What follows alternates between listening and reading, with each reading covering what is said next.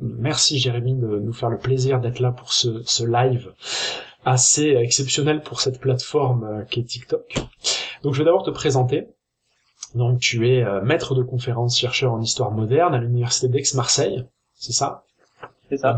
Laboratoire TLM, tu es membre de l'Institut universitaire de France, et actuellement tu es en direct de Princeton, États-Unis. Exactement. Ce qui se voit pas, il n'y a pas de décalage, la technologie est quand même assez incroyable de nos jours. C'est magique, c'est un miracle. C'est ça. Alors écoute, il est 18h01, il commence à y avoir des connectés, il y a déjà 200 personnes pratiquement qui sont là sur ce live. N'hésitez pas d'ailleurs, encore une fois, à le partager, vous savez, à réagir, à commenter, ça aidera ce live à grossir. C'est rare quand même d'avoir un historien du calibre de Jérémy en direct sur une plateforme comme TikTok.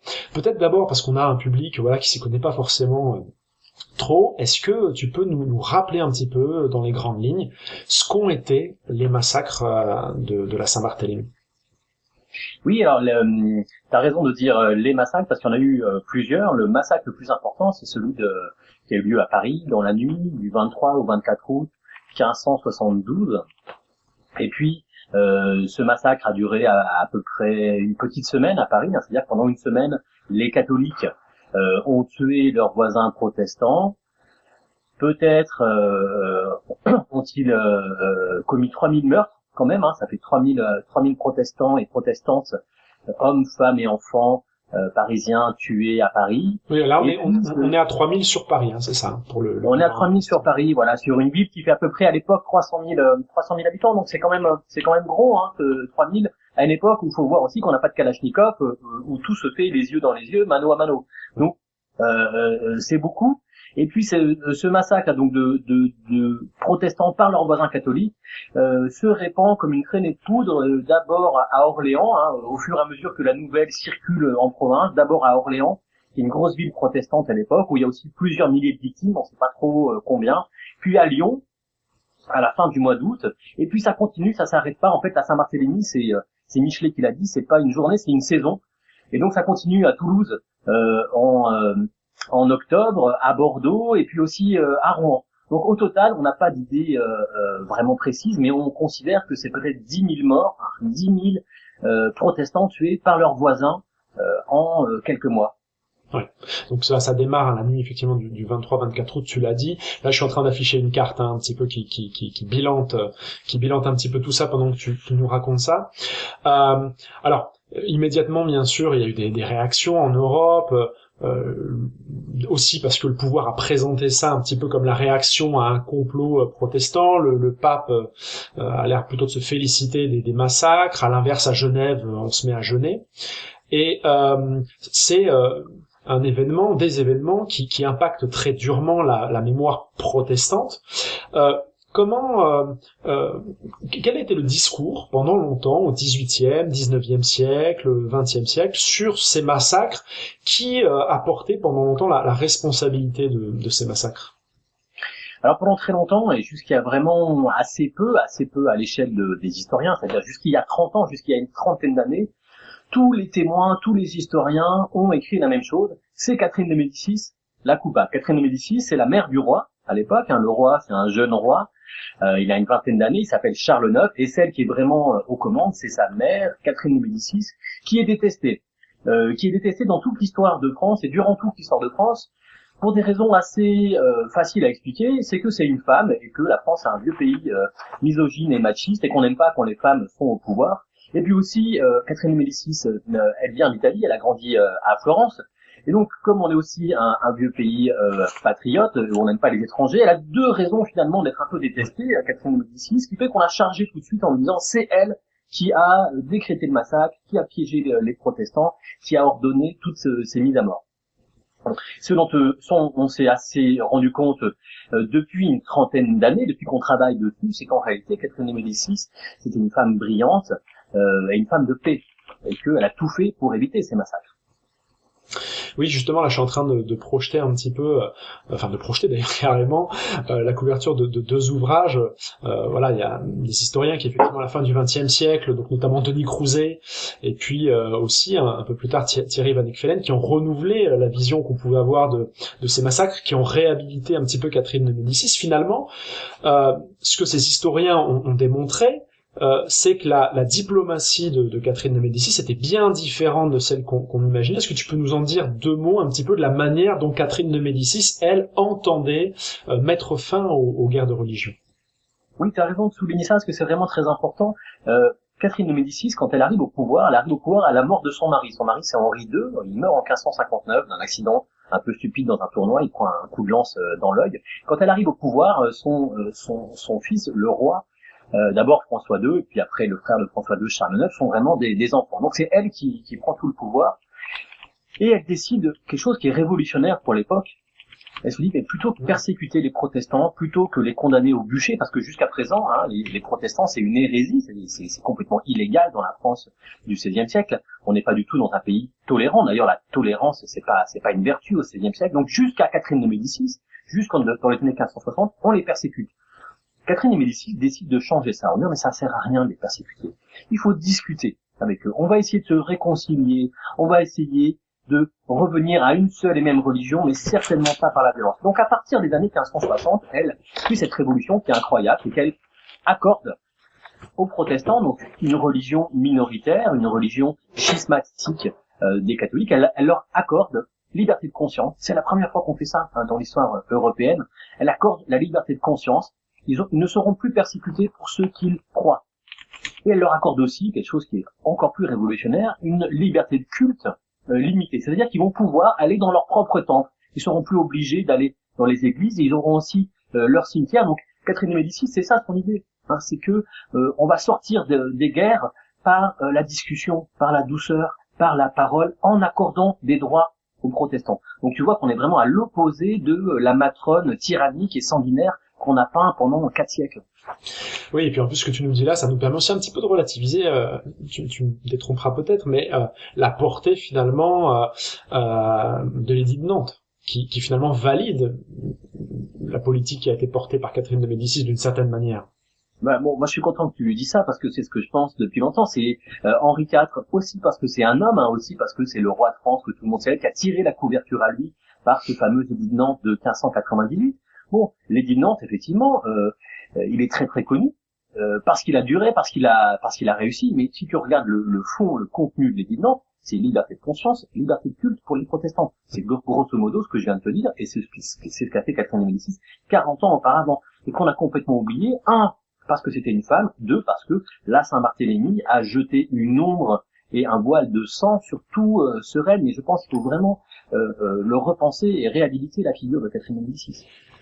Alors, ça fait déjà une dizaine de minutes qu'on est ensemble, et ça va être le moment de parler de ton livre que là j'ai dans les mains, qui m'a accompagné ces 3 dernières semaines. Donc vraiment, je vous invite à lire, à commander, nourrissez-vous de ce livre. Donc tous ceux qui tombent de Jérémie Foy, Visage du massacre de la Saint-Barthélemy, c'est un livre majeur sur l'histoire de la Saint-Barthélemy. Je crois qu'on peut le dire, c'est déjà un livre majeur, parce que tu combles un vide en termes d'explication.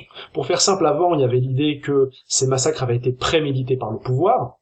Denis Crouzet et d'autres montrent que non, il n'y a pas eu préméditation. Et du coup, une question arrive, qui est une question qui reste en suspens. Mais alors, comment a-t-on pu tuer des milliers de protestants? Comment est-ce que ce massacre a été possible, sachant qu'en plus c'est pas écrit sur le front des protestants, qu'ils sont huguenots. Il a fallu il a fallu trouver des explications à ça. C'est là que ton livre intervient. Et avant d'en venir à identifier les meurtriers, etc., la particularité de ta démarche, c'est que tu t'es intéressé à un matériau qu'on avait négligé jusque-là, les archives notariales. Comment t'es venue cette idée? Je me suis dit que j'allais chercher finalement des archives de la vie quotidienne, des archives du quotidien des Français, plutôt que des archives extraordinaires. D'habitude, quand on travaille sur un événement extraordinaire, comme un massacre ou comme une guerre, on va chercher les documents qui sont produits par l'extraordinaire, notamment par exemple des tribunaux, des archives criminelles. Je me suis dit, est-ce que il est possible d'étudier ce massacre sur la longue durée en comprenant comment il s'inscrit dans le quotidien des Français. Et pour justement pister ce quotidien, eh bien, il faut trouver des archives du quotidien. Et le quotidien des Français au XVIe siècle, finalement, beaucoup plus que nous, c'est le notaire. C'est-à-dire qu'au XVIe siècle, dès qu'on paye son loyer, dès que on meurt, dès qu'on se marie, pour toute une série d'actes de la vie quotidienne, on va chez le notaire. Le notaire, c'est quelqu'un qui finalement transcrit l'acte que vous venez de faire, il écrit, ah bah oui, cette telle personne vient de payer son loyer. Et j'en ai la preuve, et le fait que je l'écrive dans mon registre, ça vaut preuve. Ce qui fait qu'on a des dizaines de milliers d'actes rédigés par les Parisiens, par les Lyonnais, par les Rouennais ou les Toulousains, autour de la Saint-Barthélemy. Et je me suis dit, bah tiens, je vais aller voir dans ces archives du quotidien qu'on n'a jamais interrogé si la Saint-Barthélemy apparaît. Et ma surprise, c'est qu'effectivement, j'ai trouvé un certain nombre d'actes qui éclairaient finalement toutes les relations entre les futurs bourreaux et les futures victimes depuis 4 ou 5 ans dans ces archives de la vie quotidienne.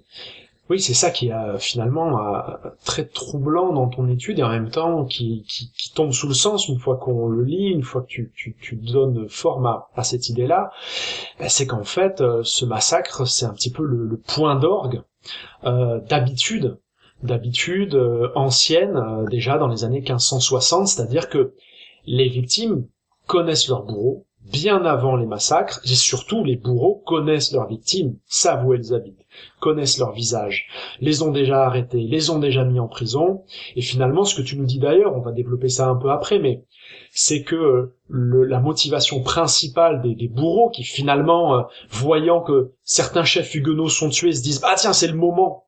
de s'en prendre à ceux qui nous échappent depuis longtemps, c'est justement ça. Ils ont voulu les pousser à se convertir, des huguenots ont été arrêtés, on dit on va se convertir, nous allons être catholiques, ils l'ont dit une fois, ils l'ont dit 2 fois, ils l'ont dit 3 fois, et puis finalement ils restent protestants, et il y a une sorte de lassitude en fait du côté des catholiques. Je dis pas ça pour justifier le massacre, mais pour l'expliquer. Et donc la grande nouveauté de ton étude, c'est que tu donnes des noms aux bourreaux, et la vraie question qu'on se pose, c'est est-ce que les massacreurs, ceux qui vraiment tenaient les armes, au-delà des soldats de Charles IX et de Catherine de Médicis, ceux qui tuent dans Paris, dans les rues, est-ce qu'ils étaient si nombreux que ça? Alors l'hypothèse que j'avance dans mon livre, c'est que non.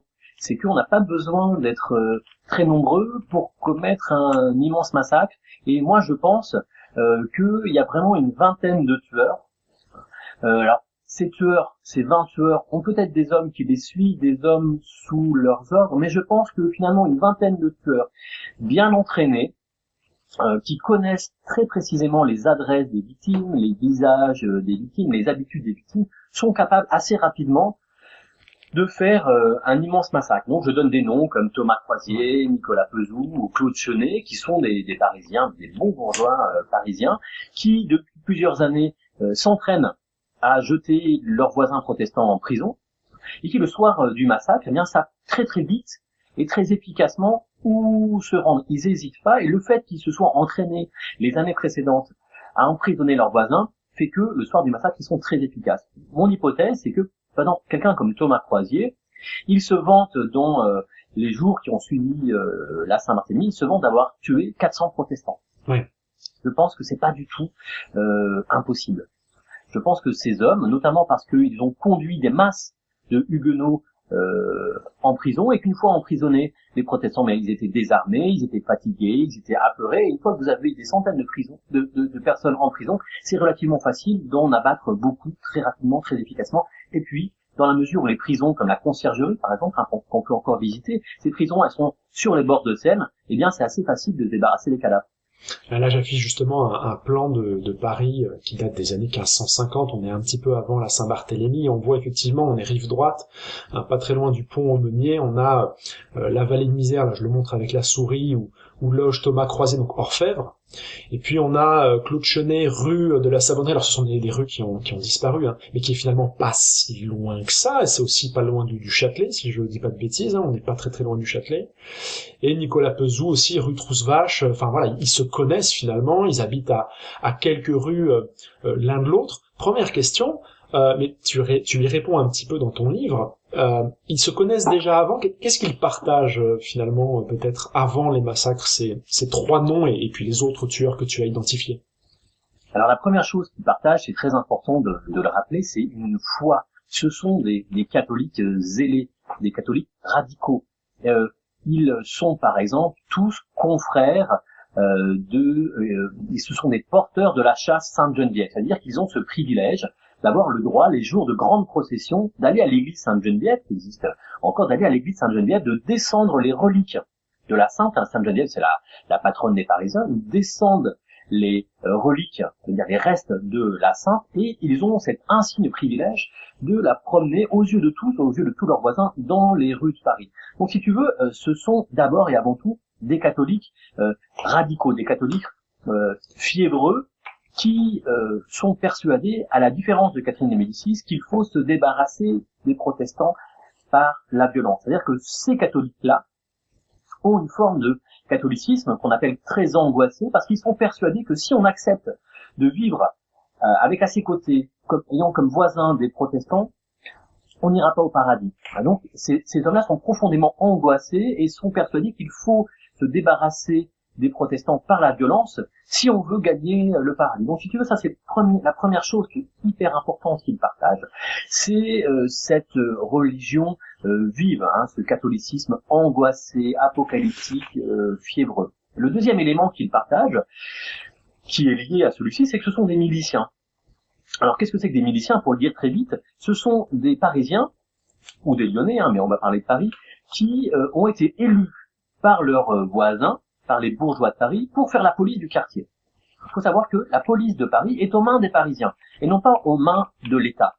C'est-à-dire que les Parisiens élisent les hommes qui vont être en charge de de l'ordre public du quartier, mais aussi de surveiller les murailles. Donc si tu veux, ces hommes-là, ça fait des années que le soir, ils surveillent les murailles, parce que Paris est ceinte de murailles, hein, ils surveillent les remparts ensemble, ils persécutent les protestants ensemble, ils vont dans la même église, hein, ce sont tous des paroissiens de Saint-Jacques de la Boucherie, et puis ils portent les grands jours de procession, qui sont nombreux, hein, on processionne pour demander la pluie, on processionne pour la fin de la guerre, etc.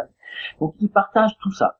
À la fois ce sont des miliciens, ils ont un charisme de forme policière, si tu veux, on les voit arrêter aux yeux de tous les protestants, donc ils sont super populaires. Et puis ils ont cette foi incroyable. Donc ils partagent beaucoup de choses, ce qui fait que, si tu veux, le jour du massacre, ils vont se retrouver entourés de copains. Et ça, c'est très important, hein, parce que ça va finalement couler cet événement extraordinaire qui est le fait d'aller tuer leurs voisins, parce que ça leur arrive pas tous les jours. Même pour eux, c'est extraordinaire. Ça va couler cette chose incroyable dans des habitudes. Ils vont aller assassiner leurs voisins avec leurs copains. Ouais. Et ça, c'est très important parce que finalement, ça va un petit peu atténuer à leurs yeux, ça va normaliser ce qui est aux yeux de tous quelque chose d'incroyable et de horrible. Alors d'ailleurs, n'hésitez pas à poser des questions dans le live pendant, et je vais les noter en même temps. Il y a autre chose aussi, d'ailleurs, tu le dis dans le livre, et je pense qu'il explique en tous les cas, qui est un élément explicatif majeur des massacres, parce que comme tu le dis, ils sont une vingtaine, mais ils ont sûrement des suiveurs, c'est que parce qu'ils sont miliciens, parce qu'ils portent la chasse Sainte-Geneviève, ce sont des visages connus, reconnus, et donc finalement, quand le tocsin dans la nuit du 23 au 24 sonne à Saint-Germain-l'Auxerrois, qui d'ailleurs est pas loin du tout de la vallée de Misère, c'est légèrement, je crois, à l'ouest de là où vivent les trois tueurs dont on a donné les noms tout à l'heure. Donc quand ils entendent le tocsin, finalement, pour eux, c'est le signal, c'est le grand soir, un petit peu. On a l'impression que c'est un petit peu ça, c'est ce qu'ils attendaient. Et ils se retrouvent, et puis ils partent à l'assaut des Huguenots en se disant on va nous laisser faire. Oui, pour eux, c'est une divine surprise. Ça fait des années qu'ils attendent ça, mais jusqu'à présent, ils s'entraînaient un petit peu à vide. C'est-à-dire que on leur avait donné le droit de persécuter les protestants, d'aller les chercher chez eux, de les jeter en prison, de les rançonner. D'ailleurs, ils ne compris pas, il faut savoir que si c'est dit que ces hommes-là avaient des motivations religieuses très très fortes, ils ont aussi des motivations financières importantes. C'est-à-dire que chaque fois qu'ils arrêtent les protestants, ils se privent pas pour confisquer les meubles, les habits, les chevaux, les pistolets, etc. Donc ils ont dans leur remise un trésor qui appartient aux protestants, et donc ils sont plutôt contents de voir disparaître les protestants, parce que du coup les protestants n'en ont pas réclamé tous ces biens. Donc si tu veux, ces hommes sont frustrés depuis des années de s'entraîner, de jeter les protestants en prison et de les voir toujours sortir. Ce qui va changer de manière inouïe le soir de la Saint-Barthélemy, c'est que là, ils ont l'impression que le roi les autorise à aller plus loin. Et donc sur ces gestes qu'ils savent faire, qui sont arrêter les protestants, reconnaître les protestants, les jeter en prison, ont 90-95% de choses qu'ils savent déjà faire. Ils vont rajouter quelque chose qui est radicalement inouï et qui change tout, qui fait que justement la Saint-Barthélemy, c'est à la fois quelque chose de préparé mais qui est une grande surprise, c'est que au lieu de les laisser croupir en prison plusieurs mois, au lieu de les rançonner, eh bien ils vont les tuer. Et alors je vais commencer à te poser des questions qui apparaissent ici là, dans le chat. Mais d'ailleurs c'est aussi ta grande chance à toi en tant qu'historien, c'est-à-dire que le fait qu'ils aient d'abord jeté en prison ces protestants, qu'ils les aient aussi des fois volés, fait qu'ils apparaissent dans ces actes notariés, puisqu'il y a des plaintes, il y a des et pas que notariés d'ailleurs. Archives de la prévôté de Paris, etc. Et donc tu les retrouves et tu les retrouves sur un temps très long, d'ailleurs parfois avec des difficultés. C'est très bien raconté dans ton livre, avec un style vraiment, enfin c'est savoureux, c'est un livre savoureux qui a failli décrocher le prix Médicis, je pense qu'il faut le dire, catégorie essai, c'est très très bien écrit. Voilà, Thomas Croisier qui apparaît mais jamais orthographié pratiquement de la même manière, il n'est pas le seul, donc ça facilite pas la tâche de l'historien. Alors une question qu'on pose ici, c'est en termes d'armement, c'est une question qui revient beaucoup, en termes d'armement, qu'avaient les massacreurs, comment l'étaient-ils, et surtout, comment expliquer qu'ils soient, t'en as parlé tout à l'heure, ils sont miliciens, mais voilà, ils sont équipés, quoi. Ils sont même, pour certains, on le voit dans les inventaires d'après-décès de certains tueurs, ils sont même surarmés. Oui, alors, faut vraiment comprendre ceci, que le roi et l'État n'a pas du tout, à l'époque, le monopole de la défense de la ville. Au contraire, les bourgeois, c'est un des privilèges de Paris, mais aussi de Lyon, de Toulouse, les bourgeois ont ce privilège, c'est-à-dire cette liberté, ce droit de se garder tout seul, c'est-à-dire de surveiller à la fois la police de la ville, mais aussi de surveiller les remparts, c'est-à-dire qu'ils sont eux-mêmes leurs propres gardiens. Et pour eux, c'est très important. Ils refusent pendant très longtemps que ce soit les soldats du roi qui gardent la ville. Pour eux, c'est vraiment un honneur et un privilège, et c'est très important pour leur liberté de se garder eux-mêmes. Donc, ce qui veut dire concrètement que les bourgeois de Paris sont surarmés. Les protestants, en revanche, depuis la décennie 1562, ont très souvent été désarmés. C'est-à-dire que comme on s'en méfiait, même s'ils sont bourgeois de Paris, on leur a confisqué leurs armes. Donc concrètement, qu'est-ce qu'ils ont comme armes? T'as raison, hein, j'ai pu l'étudier parce que j'ai trouvé les inventaires après décès des tueurs. Quand quelqu'un meurt, le notaire vient et fait la liste de tous ses biens. Des gens comme Thomas Croisier ou comme Claude Chenet sont une armée à eux tout seuls, c'est-à-dire qu'ils sont surarmés. Concrètement, comment ils ont fait? Ils ont fait avec des armes blanches, principalement avec des épées ou des couteaux, beaucoup plus rarement avec des arquebuses ou des fusils, parce que c'est très important pour ce type de mise à mort, si tu veux, que la mort soit donnée les yeux dans les yeux. C'est vraiment des gens qui connaissent leurs victimes, et il n'y a pas de distance. Par exemple, un pistolet ou une arquebuse, ça peut mettre de la distance et ça peut permettre à un tueur anonyme de tuer une victime anonyme. Mais c'est pas du tout le genre de violence qu'on commet ici. C'est-à-dire que les tueurs veulent voir leurs victimes mourir. Alors, ce ne sont pas des anonymes à leurs yeux. Il est très important. Donc c'est pour ça que l'essentiel des violences sont commises par ces armes blanches qui permettent un contact direct entre le tueur et le tué. Alors, on me demande comment les massacres sont perçus par les puissances étrangères. On en a parlé tout à l'heure, et donc il va falloir qu'on aborde un petit peu d'autres questions. Moi, ce qui m'intéresse, et il y en a certains aussi ici qui posent la question, donc on va essayer de mixer un petit peu certaines questions.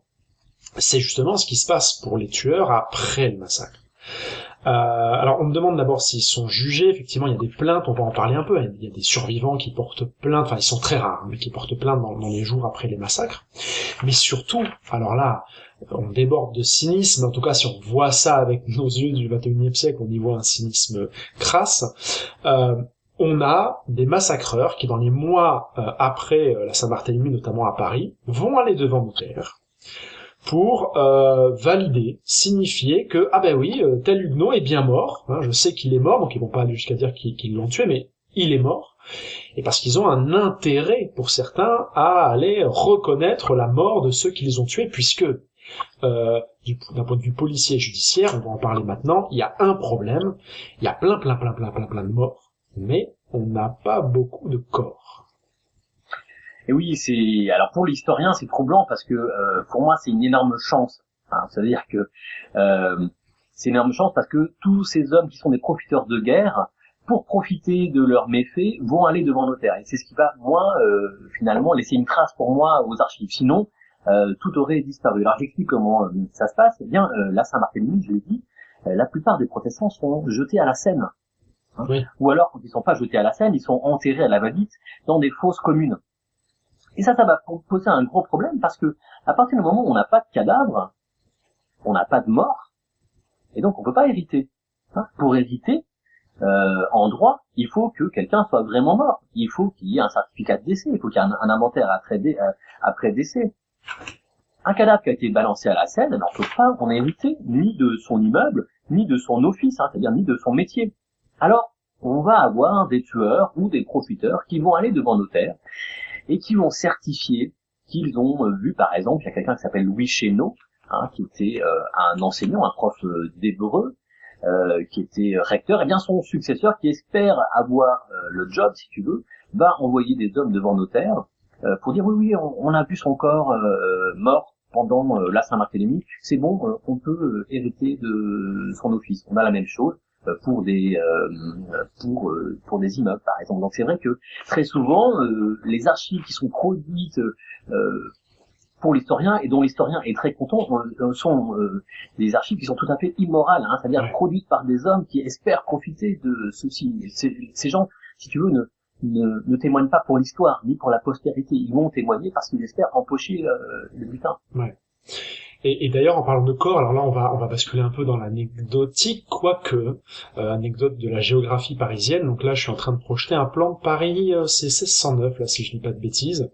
Donc on a ici, pour ceux qui le voient, hein, le plan, donc l'île de la Cité, le pont qui est au sud, là, n'existait pas au moment du massacre de la Saint-Barthélemy. Donc là, on a les lieux où vivaient les massacreurs. Et puis, si vous regardez, eh bien, en aval de cette position, donc les corps sont jetés dans la Seine. On va en parler tout à l'heure. La Seine a un rôle très important dans ces massacres. Elle charrie les corps. Il y a aussi toute une symbolique derrière de ce fleuve qui va un peu laver, nettoyer Paris de cette fange huguenote protestante. Et puis les corps donc sont charriés par la Seine.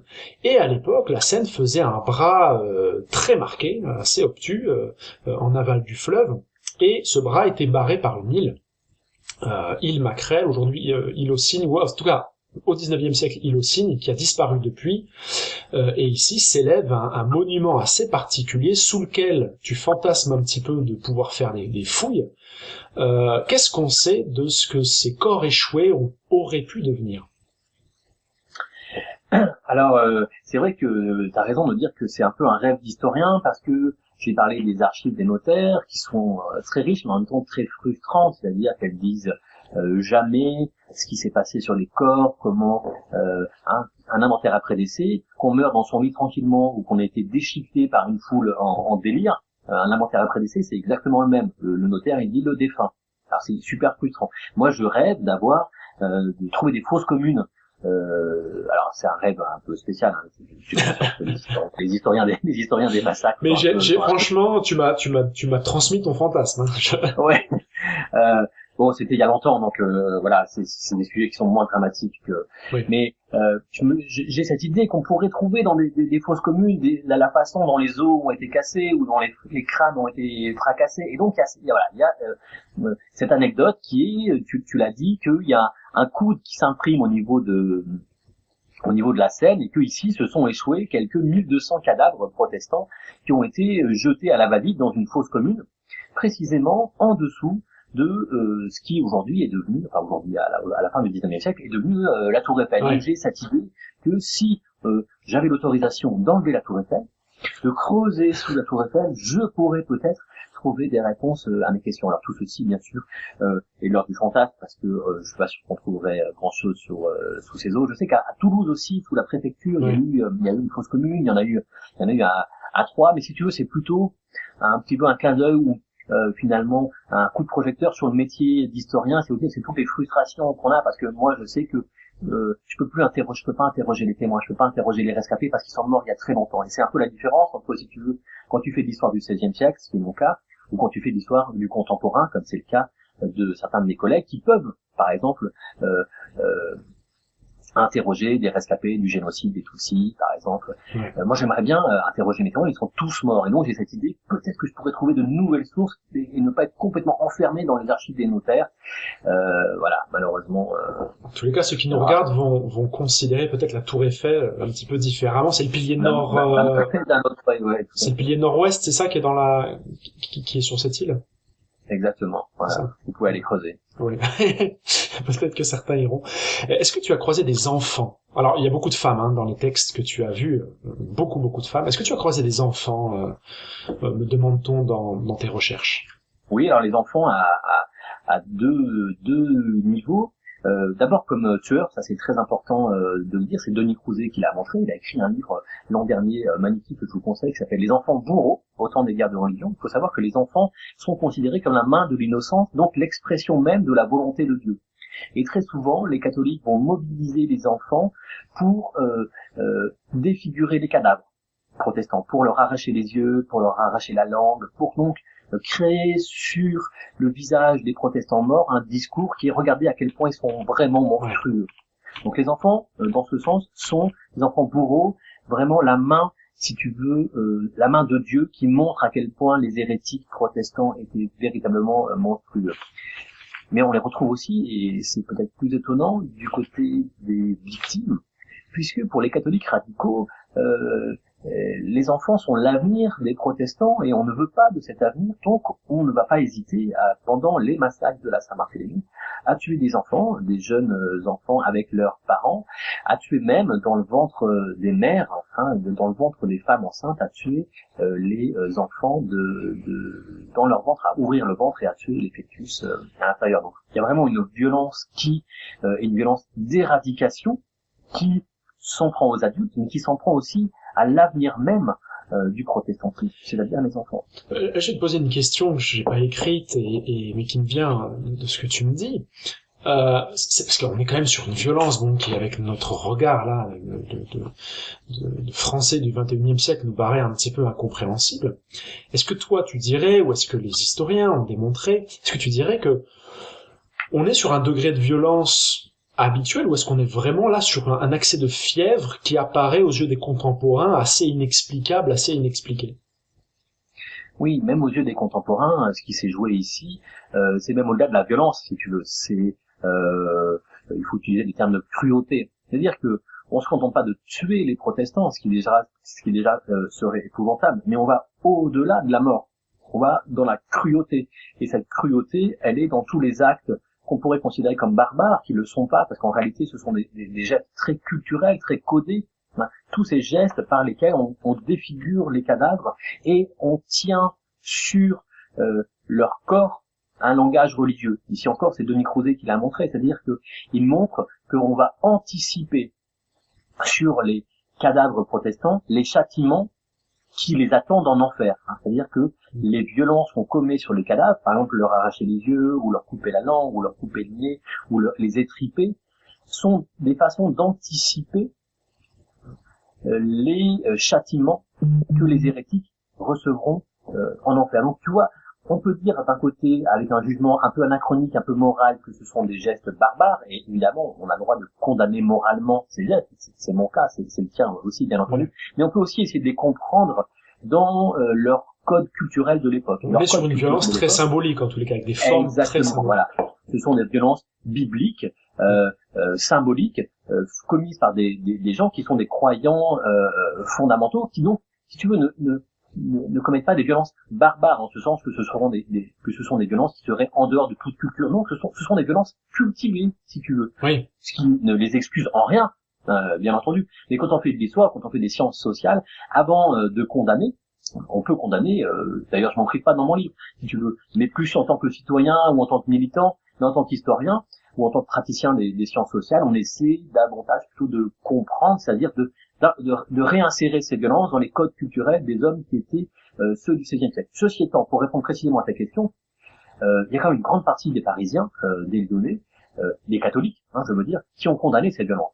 C'est-à-dire qu'elles ont été commises par une poignée d'hommes qui étaient des radicaux, qui étaient des zélés, qui n'ont pas été poursuivis par la suite, mais pour autant, je ne pense pas que la majorité des Parisiens, ni la majorité des Français soutenaient ce type de violence. La majorité des Parisiens n'ont pas participé au massacre. C'est-à-dire, ils n'ont pas défendu les protestants pour autant, ils n'ont pas sauvé les protestants pour autant. Oui. Mais les bourreaux, ceux qui commettent ces violences-là, ont un imaginaire biblique, un imaginaire angoissé, qui, à mes yeux, est relativement minoritaire dans la France du XVIe siècle. Même s'ils ont réussi à créer quelque chose d'extraordinaire comme ce massacre, la plupart des Parisiens n'aimaient certes pas les protestants, c'est certain qu'ils les aimaient pas, mais ne seraient jamais allés jusqu'à commettre ce genre de geste.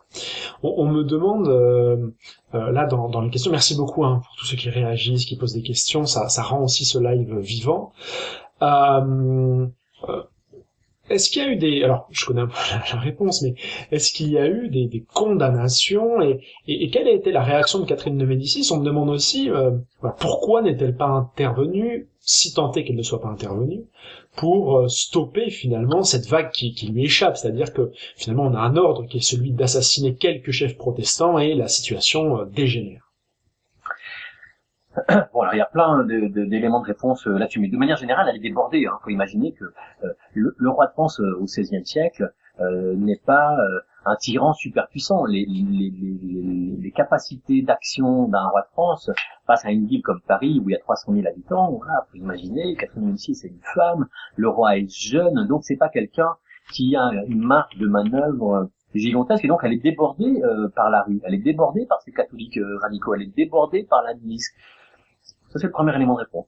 Le deuxième élément de réponse, c'est que quand même, elle a très rapidement, à partir du 24 août et puis surtout du 26 août, envoyé des centaines de lettres dans la France entière pour dire il y a eu un massacre à Paris, je ne veux surtout pas que se commette la même chose en province. Donc tu vois, on ne peut pas dire qu'elle a rien fait.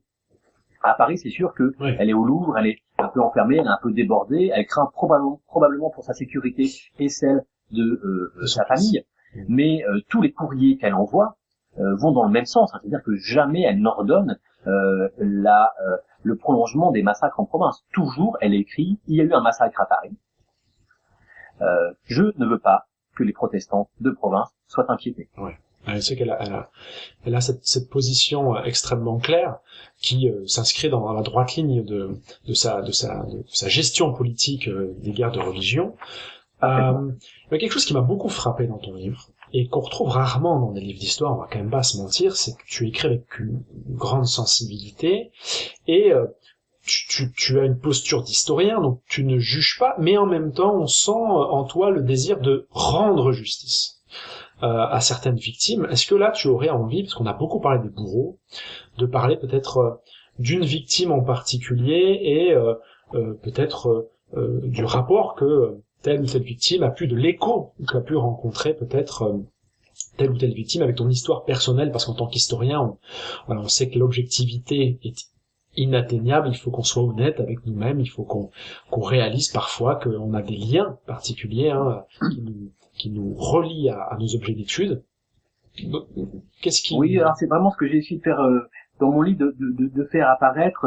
Effectivement, il y a un projet scientifique chez tous les historiens et toutes les historiennes, il y a un projet scientifique, mais ce projet scientifique, il est toujours traversé ou tiraillé par des désirs inconscients, des traumas d'enfance, et que une partie de ce qu'on écrit, ou une partie de ce pourquoi on écrit nous échappe, si tu veux, et vient de désirs ou de subconscient qui nous échappe en partie. Alors je vais te donner un exemple concret, parce que c'est celui qui ouvre le livre. Ouais. C'est cette femme qui était connue jusqu'à présent comme la femme du commissaire Aubert. Dans un des livres du XVIe siècle, je crois cette phrase, le commissaire Aubert remercia les meurtriers de sa femme. Je suis en train d'afficher l'extrait en question des mémoires de l'État de France. Et je lis ça, et je sais pas pourquoi, en tout cas je sais pas pourquoi, au début, ça me colle à la tête, ça me colle à la peau, j'arrive pas à m'en défaire, je l'oublie jamais, cette femme anonyme. J'ai cette volonté, tu l'as dit, de rendre justice aux victimes en les nommant. C'est pas grand chose, si tu veux, ça fait pas vraiment avancer la science, c'est pour ça que tu as raison de dire que là, je me dévais un petit peu de mes habits d'historien pour faire un pas de côté, pour plus être là en tant qu'être humain sensible à ces vies jetées au fleuve.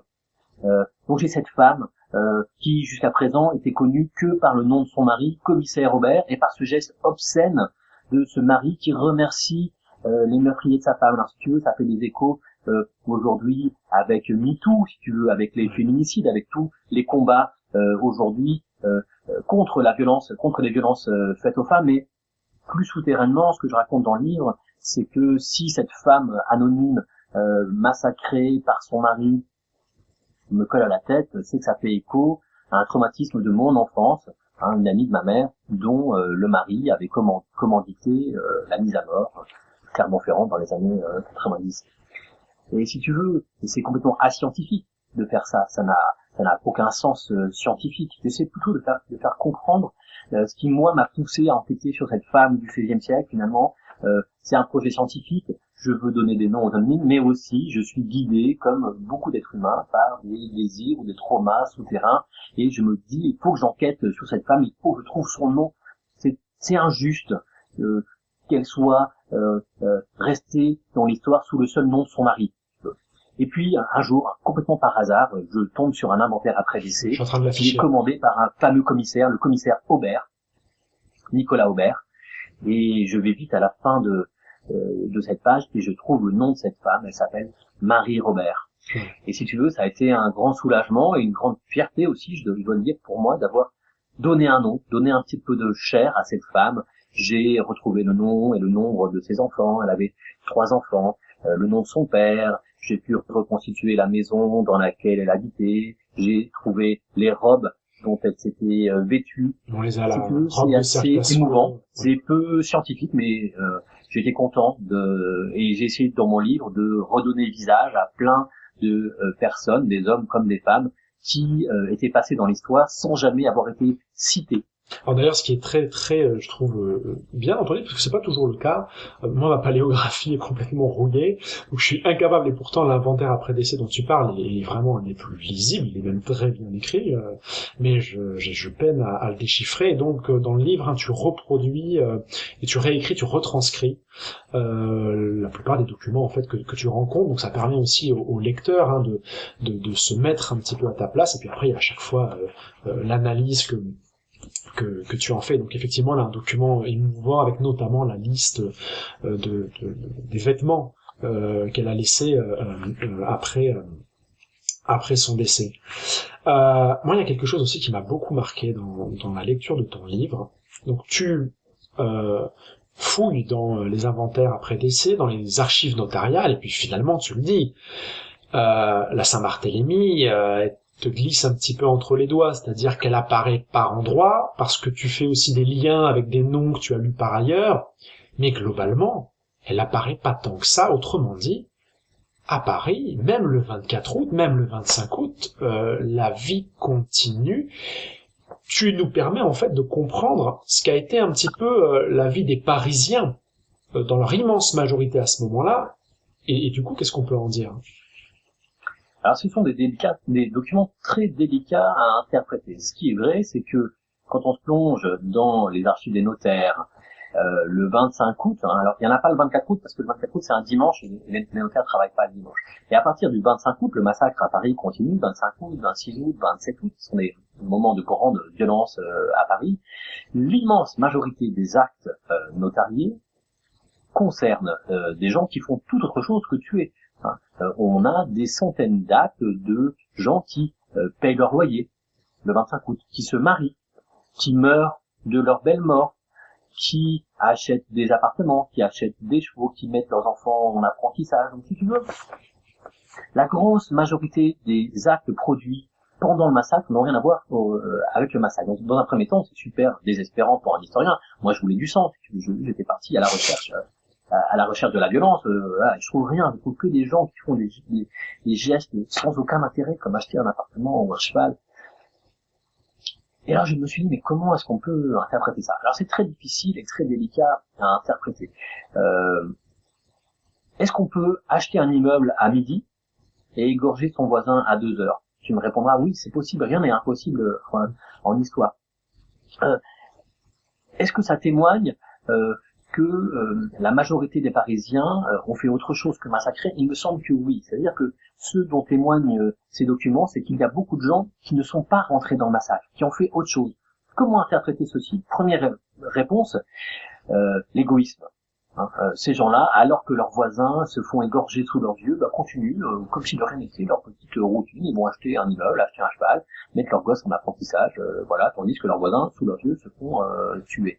Donc, on peut ici avoir un témoignage de l'indifférence des gens quand, sous leurs yeux, leurs propres voisins se font massacrer. On peut aussi dire, inversement, et les deux hypothèses sont possibles, que c'est une façon de ne pas rentrer dans le massacre. Ça serait une forme de résistance passive, si tu veux. Plutôt que de courir massacrer son voisin, on dit non mais moi j'ai quelque chose à faire, je poursuis ma routine. C'est-à-dire que rester dans ces cadres routiniers serait une façon de ne pas sombrer dans la violence. Les deux hypothèses sont possibles, et ce que j'essaie de montrer, en tout cas, grâce à ces documents, c'est qu'il y a de très nombreuses attitudes possibles pendant la Saint-Barthélemy. Il y a l'attitude des massacreurs, qui à mes yeux est minoritaire. Il y a l'attitude des indifférents, qui à mes yeux est majoritaire. C'est-à-dire des Parisiens ou des Lyonnais qui ont fait tout autre chose et qui ont regardé ailleurs. C'est pas glorieux, mais il y a quand même un abîme entre regarder ailleurs et massacrer. Même si c'est évidemment pas glorieux. Et puis on trouve dans ces archives aussi des sauveteurs. C'est-à-dire des gens qui sont allés devant notaire pour jurer que tel ou tel gars était un bon catholique, alors que c'était pas vrai du tout. C'est-à-dire qu'ils ont menti devant notaire pour créer des faux papiers, un faux certificat de catholicité. Donc si tu veux, on a aussi ces gestes-là. Tout ce que ça dit, j'arrête là, mais tout ce que ces actes, ces gestes possibles commis par des Parisiens disent, c'est que même dans un événement aussi énorme, dramatique, paroxystique que la Saint-Barthélemy, eh bien, il y a une marge de liberté. On peut choisir d'être un tueur, on peut choisir de ne pas l'être. Finalement, ces archives, si on les prend de manière générale, elles me semblent parler de la liberté fondamentale de l'être humain et des êtres humains. La liberté de devenir un tueur, de massacrer son voisin, ou de ne pas le faire, ou de regarder ailleurs. C'est-à-dire qu'il n'y a rien, même dans une crise aussi fondamentale que la Saint-Barthélemy, qui détermine et qui oblige un individu à aller dans un seul sens. C'est donc, paradoxalement, ces archives, à mon avis, une sorte d'hymne à la liberté qu'on peut découvrir. Merci déjà pour cette belle réponse. Je dis tout à l'heure, il y a quelques rescapés qui portent plainte. Alors c'est rare, t'as notamment trouvé la plainte de Jeanne Légier quelques jours après le massacre à Paris le 11 septembre 1572. Qu'est-ce que ces documents, qu'est-ce que ces plaintes de protestants, qui sont des plaintes extrêmement courageuses dans un contexte dans lequel clairement il est dangereux d'afficher sa foi protestante, et encore plus de venir affronter ceux qui ont porté les armes contre ces coreligionnaires dans les jours précédents. Qu'est-ce que ces plaintes nous apprennent? Alors elles nous parlent de ces rares personnes qui ont osé dire quelque chose. Alors il y a Jeanne Légier qui se plaint parce que comme elle est protestante, on a mis des soldats chez elle. C'est-à-dire que pour la punir, il y a des soldats qui habitent chez elle, qui dorment chez elle, qui mangent chez elle, et dit-elle, consomment toute sa nourriture. Ce que disent ces plaintes ultra minoritaires finalement, c'est l'immense silence qui a accablé les victimes. On n'est pas du tout dans une société qui s'intéresse aux victimes. D'ailleurs, les protestants ne sont pas considérés comme des victimes. Il y a une chape de plomb, un silence général qui s'abat sur tout le monde. On ne parle pas. Personne n'est poursuivi. Les tueurs ne sont pas poursuivis, ne sont pas interrogés, ne sont pas... On allait me le demander. C'est vrai. Voilà, les victimes ne sont pas écoutées, ne sont pas entendues. On leur pose aucune question. Il y a personne qui leur dit vous avez beaucoup souffert. Et il y a quelques rares personnes qui, par exemple, Jeanne Légier, osent franchir ce silence pour dire j'aimerais bien que les soldats qui sont chez moi disparaissent. À Toulouse, il y a une femme qui s'appelle Marie Roubert, à qui on a tout volé. Son mari était protestant, son mari est mort, elle est toute seule avec 3 enfants et elle a juste une table et un matelas et elle supplie des hommes qui viennent après le massacre de lui laisser au moins cette table et ce matelas pour survivre avec ses enfants.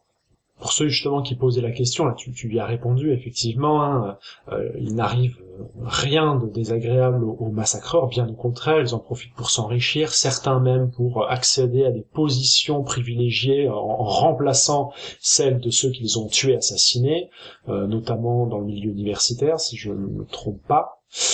Moi j'avais une dernière question à te poser. Si vous avez d'ailleurs vous aussi des questions à poser, n'hésitez pas. J'habite près de Toulouse et tu parles régulièrement de Toulouse dans ton livre. Quelle est la particularité, quelles ont pu être les particularités des massacres qui ont eu lieu à Toulouse sur plusieurs jours, si on les compare à la Saint-Barthélemy parisienne? Là, en fait, les Saint-Barthélemy provinciales, plus généralement, Toulouse fait partie de ces Saint-Barthélemy provinciales, sont différentes de celles de Paris, parce qu'à Paris, il y a ce grand élément de surprise. Les victimes, comme d'ailleurs les bourreaux, sont surpris. C'est pas le cas en province, parce que bien on apprend assez tôt, assez vite. Là, il faut un petit peu de temps à la nouvelle à circuler, mais globalement, en une semaine, partout en France, on est au courant, si tu veux. Il faut à peu près une semaine pour qu'une lettre parte de Paris à Toulouse ou à Marseille, arrive à Toulouse. Donc la grosse différence, c'est que les Toulousains ou les Lyonnais reçoivent une lettre du roi ou de personnes qui sont à la cour en disant il y a eu un massacre à Paris de protestants, protégez vos protestants parce qu'il ne faut pas qu'il leur arrive la même chose. Ce qui va se passer à Lyon, comme à Toulouse, c'est que les autorités, soit municipales, soit le gouverneur, qui est le représentant du roi dans la province, décident d'emprisonner les protestants pour les protéger. Dit-on pour les protéger? Alors ça, c'est un débat. Hein. Et qu'est-ce qui se passe à Lyon comme à Toulouse? Eh bien, c'est précisément aux prisons que les protestants vont être massacrés. Non pas chez eux, non pas dans la rue, mais vraiment des massacres de protestants désarmés, fatigués, parce que ça fait plusieurs jours, voire plusieurs semaines, qu'ils sont enfermés dans des conditions vraiment tragiques. Donc à Toulouse, si tu veux, le Capitole a fait enfermer les protestants, et donc c'est très facile pour les massacreurs de se faire ouvrir les geôles et de les uns après les autres appeler les protestants et les passer par le on a, parce que je sais qu'on m'a posé la question tout à l'heure, on a des échos sur ce qui se passe dans les campagnes. Est-ce que dans les campagnes aussi il y a des répliques? Alors dans les campagnes, très peu. Dans des petites villes, on a quelques il y a des massacres, par exemple à Saint-Sévère dans les Landes, ou dans des petites villes comme Gaillac, où il y a aussi à la Charité-sur-Loire. Mais si tu veux, dans les campagnes, peu ou pas de répliques. Alors, 2 éléments de réponse. Le premier élément de réponse, c'est que les protestants ne sont pas ruraux. Les protestants dans la France du XVIe siècle sont des urbains. Les protestants dans la France du XVIe siècle sont des gens qui sont beaucoup plus lettrés que les catholiques, beaucoup plus alphabétisés et souvent plus riches. Donc on trouve massivement les protestants dans les villes, non pas dans les campagnes. Donc s'il n'y a pas de réplique dans les campagnes, c'est qu'il y a très peu au XVIe siècle de protestants dans les campagnes. On a en revanche dans certaines très petites villes qui sont des communes rurales des actes très intéressants qui sont ce qu'on appelle des pactes d'amitié. Comme par exemple à Saint-Affrique, Oui, en Rouergue, en Aveyron, ouais, où les catholiques et les protestants du village jurent de vivre ensemble en frères, amis et concitoyens. Ça, c'est le 31 août 1572. Donc, tu vois, dans les campagnes, beaucoup plus que dans les villes, on trouve ce genre de pactes qui sont intéressants. Il y en a un dans les Cévennes, je suis en train de chercher le nom, je le retrouve, Bar-des-Cévennes. Voilà, à Bar-des-Cévennes, il y a un pacte d'amitié comme ça qui est très intéressant. C'est un petit village, vraiment avec des ruraux, où au lieu de s'égorger, les habitants des 2 religions décident de vivre ensemble en frères, amis et concitoyens. Et donc, ce qu'il faut dire, c'est que quand même, si les massacres de la Saint-Barthélemy sont terribles et sont épouvantables dans une poignée de grandes villes françaises, ce qui se passe dans la majorité des villes de France et ce qui se passe majoritairement en France, ce sont des non-Saint-Barthélemy, c'est-à-dire des lieux où il ne se passe rien, voire des lieux où on a des accords de concitoyenneté entre protestants et catholiques. Qu'est-ce que finalement ces massacres, selon toi, nous disent à nous, aujourd'hui, citoyens français du XXIe siècle? Est-ce que tu vois des échos, des ressemblances entre ces massacres et puis peut-être des problématiques contemporaines? Je pense qu'ils nous disent qu'il faut vraiment être très attentif aux discours qui tendent à diaboliser nos voisins pour une raison ou pour une autre, que ce soit une raison religieuse ou une raison de couleur de peau. Ce que nous enseignent ces massacres, c'est que très rapidement, on peut faire beaucoup de dégâts par l'assimilation de son voisin à un monstre, à une bête. Ce que nous enseignent ces massacres, c'est qu'on n'a pas besoin d'une armée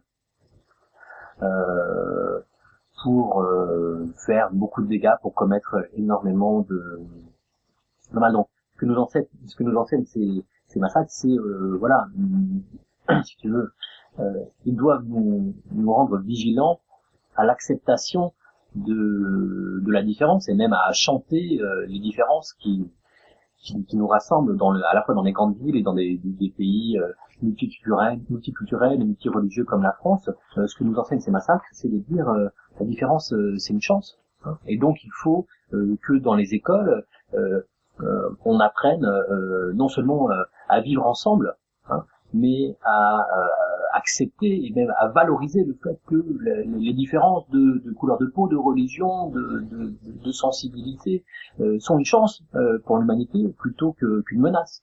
Pour l'humanité, c'est une opportunité, une chance que d'avoir des gens qui sont d'une autre religion comme voisins, que d'avoir des gens qui viennent d'un autre pays comme voisins. Tout ceci nous enrichit. Et donc, c'est ce genre de discours, à mes yeux, qu'on doit valoriser. Inversement, parce que les discours qui disent que nos voisins sont différents, pris différemment, sont d'une autre couleur de peau, sont d'une autre ville, sont d'un autre pays, eh bien on sait très bien que ça finit par pousser les voisins à tuer leurs voisins. Ça fait maintenant bientôt 1 heure, Jérémy, que tu nous accordes ton temps depuis Princeton, États-Unis. Pour ceux qui nous regardent d'ailleurs, et si tu bien sûr m'y autorises, cette vidéo, je pense que je vais la téléverser ensuite sur YouTube. J'ai une petite chaîne, ça pourrait peut-être intéresser ceux qui arrivent là en cours de live et qui voudraient éventuellement revoir ça. Et donc je rappelle, voilà, tu as publié il y a maintenant 3 mois, si je dis pas de bêtises. Ouais, voilà. Début septembre. Donc Tous ceux qui tombent par Jérémy Foix, c'est vraiment un livre qu'il faut lire. C'est un livre qui fait date sur la Saint-Barthélemy, sur ces massacres-là. Il faut absolument le consulter. Pour ceux qui peut-être se disent oh là là, c'est ardu, c'est écrit par un historien, c'est gros, c'est lourd. Il faut savoir que Jérémy Foix avait un petit peu spoilé ses découvertes dans cet excellent tome, je crois que c'est le tome 10 de l'histoire dessinée de la France. Je vous en ai déjà parlé dans plusieurs vidéos sur TikTok, vous le savez. Et donc le tome 10 qui en plus, enfin franchement je te le dis pas parce que t'es là, mais c'est mon préféré parce que pochette, mais aussi parce que ben voilà, on est au cœur de la fabrique de l'histoire dans ce volume dessiné, hein, c'est une bande dessinée vraiment savoureuse. On est dans la fabrique de l'histoire puisqu'on a ici un auteur, en l'occurrence toi, Jérémy Foix, qui scénarise cette bande dessinée et qui nous partage ses recherches avant même de les publier dans son ouvrage. Moi je me souviens qu'il y a 15 jours j'ai parlé de ton livre à un collègue et je lui ai un petit peu dit ce que tu avais découvert, et il me dit mais je le sais ça, c'est pas la première fois que je l'apprends. Et puis on discute un peu plus, on creuse, et en fait il l'avait appris dans le tome 10 de l'histoire dessinée de la France, donc dans lequel d'ailleurs on donne un visage qui est bien sûr un visage inventé, mais un visage au nom dont tu parlais tout à l'heure de ces massacreurs, ouais. De ces victimes. C'est vraiment très important pour nous les historiens de métier de sortir de notre bulle pour justement tenir des discours accessibles par tous les formats possibles. Donc la bande dessinée, mais voilà, justement grâce à des gens comme toi et à des émissions comme la tienne, tous les formats comme TikTok, voilà, je pense que c'est vraiment très important. C'est aussi un geste politique pour ne pas laisser l'histoire aux réactionnaires de tout poil qui vont se servir de l'histoire pour servir leur propagande. Donc pour nous, historiens professionnels, ce genre d'émission, c'est vraiment important. Merci. Ben, c'est moi qui te remercie, puis je te remercie aussi, bon là, pour voilà avoir accepté aussi de relire très amicalement un chapitre du livre que je publierai maintenant dans 9 mois, en essayant là aussi de marier vulgarisation et rigueur historique. Donc merci encore beaucoup pour le temps que tu as pris. Et on en reparlera plus tard de ça. Ça marche. Merci beaucoup, Merci à toi, Jérémy. merci à tous. Et merci à tout le monde. Au revoir. Au revoir.